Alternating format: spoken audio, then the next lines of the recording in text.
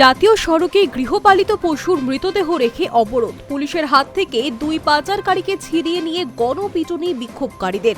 12 নম্বর জাতীয় সড়কে গৃহপালিত গরুর মৃতদেহ রেখে টায়ার জ্বালিয়ে রাস্তা অবরোধ। দীর্ঘক্ষণ ধরে অবরোধের জেরে স্তব্ধ হয়ে যায় যান চলাচল। এলাকাবাসীদের হাতে পাকড়াও দুই গরু পাচারকারী যুবক। পুলিশের গাড়ি আটক করে চলে দীর্ঘক্ষণ যাবৎ বিক্ষোভ। বৃহস্পতিবার গভীর রাতে ঘটনাটি ঘটেছে বারাসাত নেতাজি পল্লী এলাকায়।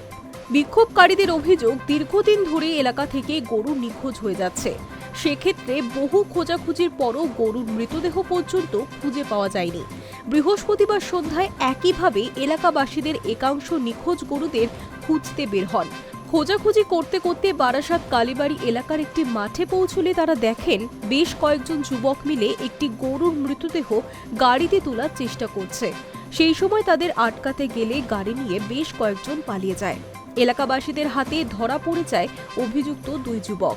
এদিকে নিখোঁজ গরু মালিকদের মধ্যে একজন দাবি করেছেন এই মাতৃ সম্ভাবনা গরুটি তার।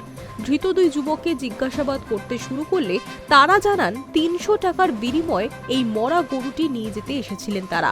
তারপরই বিক্ষুব্ধ জনতা গণপ্রহার শুরু করেন। খবর পেয়ে ঘটনাস্থলে পৌঁছয় দত্তপুকুর থানার পুলিশ। ওই দুই যুবককে উদ্ধার করে নিয়ে আসতে গেলে পুলিশের গাড়ি আটকেও শুরু হয় বিক্ষোভ।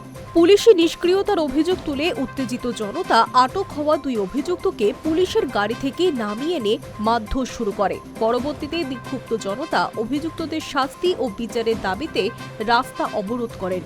মৃত গৃহপালিত গরুটির মরদেহ রাস্তায় রেখেই টায়ার জ্বালিয়ে চলে বিক্ষোভ। ঘণ্টাখানেকের অবরোধের পর পুলিশি আশ্বাসে অবরোধ তুলে নেয় বিক্ষোভকারীরা। পুলিশের পক্ষ থেকে গরুটির মরদেহ নিয়ে যাওয়া হয়েছে ময়না তদন্তের জন্য বারাসাত পশু চিকিৎসা কেন্দ্রে। পুলিশ সূত্রে জানা গিয়েছে, আটক দুই পাচারকারীর নাম নাজমুল হোসেন এবং নিজামুদ্দিন। তারা বারাসাত কাজীপাড়া এলাকার বাসিন্দা। জিজ্ঞাসাবাদ করা হচ্ছে তাদের। High news network.